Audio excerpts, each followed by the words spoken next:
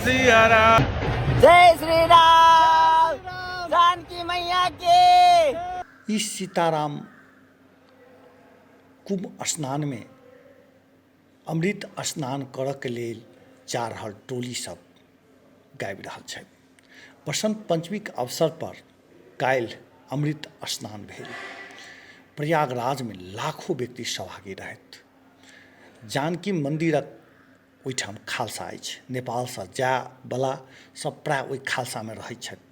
ओहि खालसा टोली जखन निकलल तऽ दृश्य देख सकैत छी। ई जानकी मंदिरक उत्तराधिकारी महंत सजि धजि कऽ स्नानक लेल निकलल छथि। ओहिमे सयों व्यक्ति सहभागी रहथि। ओ रथ पर सवार छथि।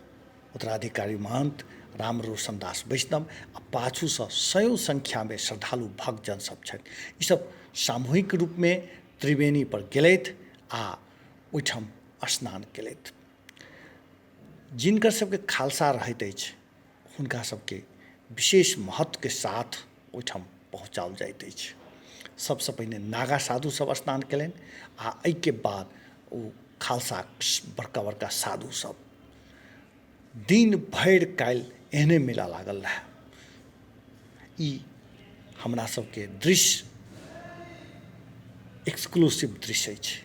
जानकी मंदिर वा ई कही जे नेपालक लोकसभ एहिमे प्राय सहभागी छथि।